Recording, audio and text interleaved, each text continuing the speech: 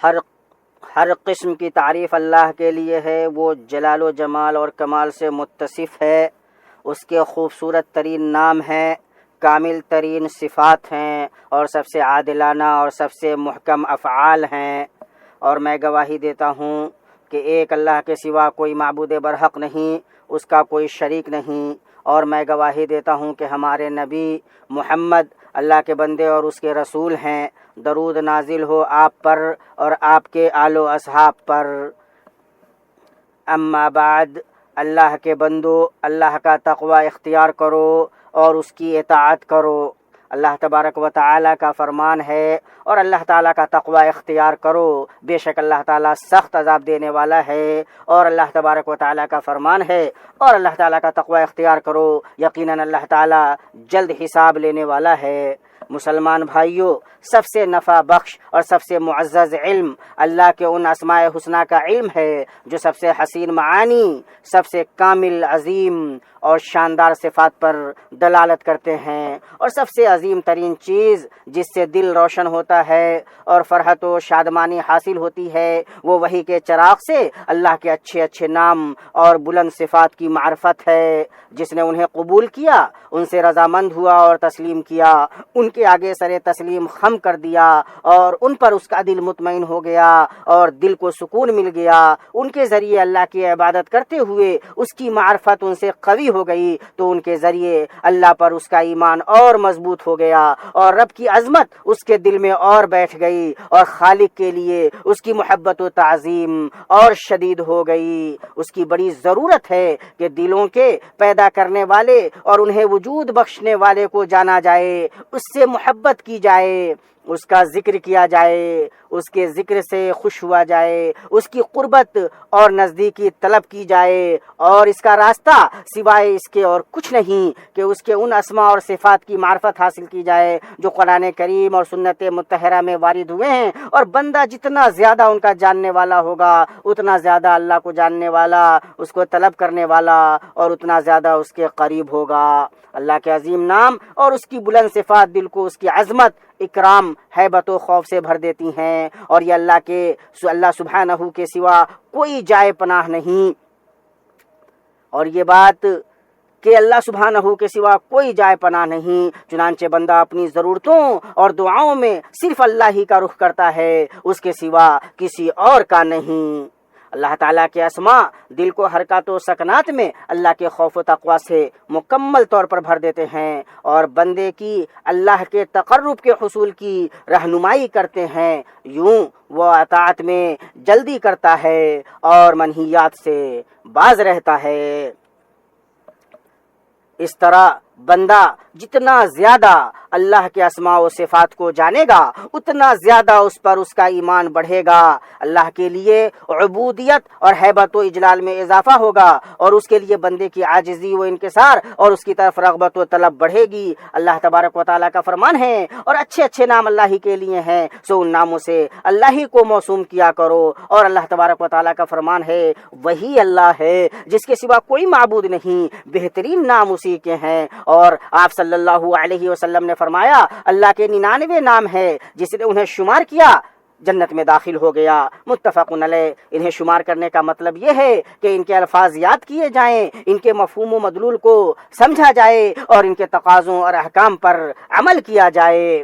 مفہوم یہ ہے کہ بندہ اللہ پاک کے لیے اسے ثابت کرے جسے اسماء و صفات میں سے قرآن و سنت کے نصوص نے ثابت کیا ہے۔ ان اسماء و صفات کو اللہ پاک کے شایان شان ان کے ظاہر پر رکھتے ہوئے بغیر کسی تحریف، تعطیل، تمثیل کے اور انسانی عقل کی فہم کے مطابق تکییف کے بغیر کہ اللہ پاک کی ذات و صفات کی کیفیت صرف اللہ کو معلوم ہے۔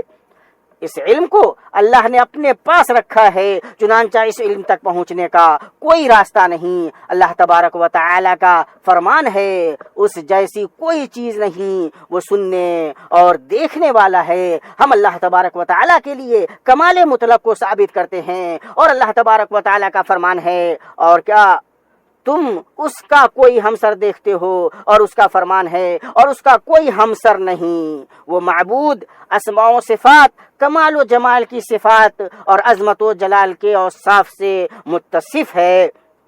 اور نصوص میں جس کی نفی وارد ہوئی ہے بندہ اس کی نفی کرے، ساتھ ہی اس کے مقابل معنی کے کمال کو ثابت کرے۔ جیسے اللہ تعالیٰ سے ظلم کی نفی اللہ کے کمال عدل کو شامل ہے، اور اللہ سے عجز کی نفی اللہ کے کمال علم و قدرت کو شامل ہے۔ پتہ چلا کہ لفظ و معنی اور مفہوم کے اعتبار سے اللہ کے اسماء کی معرفت ضروری ہے، اور ان کے تقاضوں کے مطابق اللہ کی عبادت کی جائے، اور ان کے ذریعے دعائے ثنا و عبادت اور دعائے سوال و طلب کی جائے۔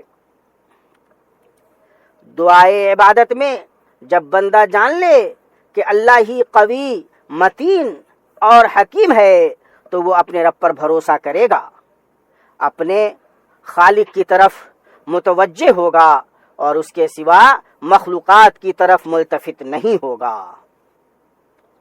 اسی طرح جب وہ جانے گا کہ اس کا رب توبہ قبول کرنے والا، بہت رحم کرنے والا، بہت بخشنے والا اور حلیم ہے، تو اپنے رب کے حضور جلد توبہ کرے گا اور اپنے خالق کی طرف جلد رجوع کرے گا۔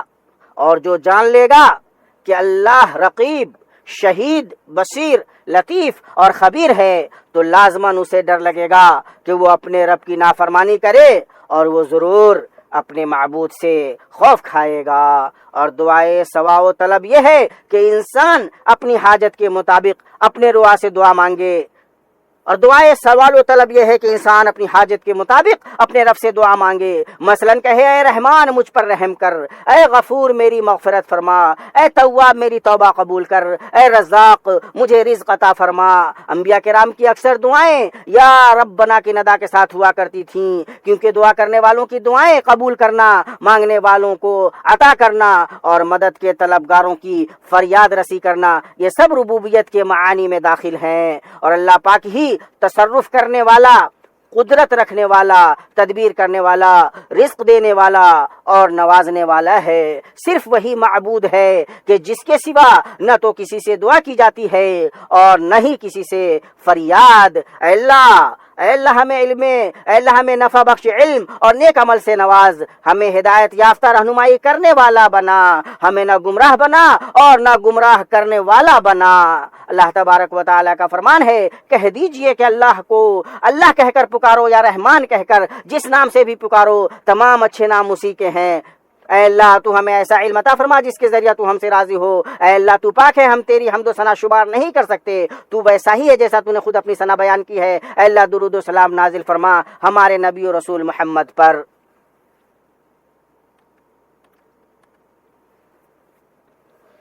تمام تعریف اللہ کے لیے ہے، ایسی تعریف جو کبھی ختم ہونے والی نہیں، اور میں گواہی دیتا ہوں کہ اللہ کے سوا کوئی معبود برحق نہیں، وہ یکتا ہے، اس کا کوئی ساج ہی نہیں۔ اس شخص کی گواہی کی طرح جس نے عبادت کو صرف اللہ کے لیے خالص کیا اور اسی ایک اکیلے کی بندگی کی، اور میں گواہی دیتا ہوں کہ ہمارے نبی محمد اللہ کے بندے اور رسول ہیں، آپ ان میں سب سے افضل ہیں جنہوں نے اپنے خالق کی تعظیم کی اور اسے واحد جانا۔ اے اللہ اسے واحد جانا، اور اللہ رحمت و صلاۃ نازل فرمائے آپ پر اور آپ کے آل و اصحاب پر، ایسی رحمت جس کی انتہا نہ ہو اور جو کبھی ختم نہ ہو۔ اما بعد لوگوں، اللہ کا تقوی اختیار کرو اور اس سے ڈرو، کیونکہ جو شخص اللہ کا تقوی اختیار کرتا ہے اللہ اسے ہر وقت برائیوں اور گناہوں سے بچاتا ہے۔ پھر اپنے رب کی بارگاہ میں خیر البشر ہمارے نبی محمد پر درود و سلام بھیجو۔ اللہ درود و سلام نازل فرمائے آپ پر اور آپ کے آل و اصحاب پر۔ اے اللہ ہمارے تمام گناہوں کو بخش دے، سبھی پریشانیوں کو خوشحالی میں بدل دے، تمام قرضوں کی ادائیگی کر دے، سبھی مشکلات کو آسان کر دے، اور تمام دشمنوں کو ذلیل و رسوا کر اور ہمیں ان کے شر سے محفوظ رکھ۔ اے اللہ ہمارے حالات درست کر دے اور ہم سے اور تمام مسلمانوں سے راضی ہو جا۔ اے اللہ ہمارے حکمراں اور ان کے نائب کو ان باتوں کی توفیق دے جنہیں تو پسند کرتا ہے اور جن سے تو راضی ہوتا ہے۔ اے ذوالجلال والاکرام، اے اللہ ہم پر بارش نازل فرما، اے اللہ ہم پر بارش نازل فرما، اے اللہ ہم پر بارش نازل فرما، اور ہمارے گناہوں کی وجہ سے تو ہمیں اپنی رحمت سے محروم نہ کر۔ اے غنی، اے کریم، اے متین، اے اللہ ہم پر بارش نازل فرما۔ اے اللہ اللہ اللہ ہم پر بارش فرما، اے اللہ ہمیں بارش سے نواز، اور مسلمانوں کے ملکوں کو بارش سے نواز، اور شروع سے آخر تک تمام تعریف اللہ ہی کے لیے ہے، اور درود و سلام ہو محمد صلی اللہ علیہ وسلم پر۔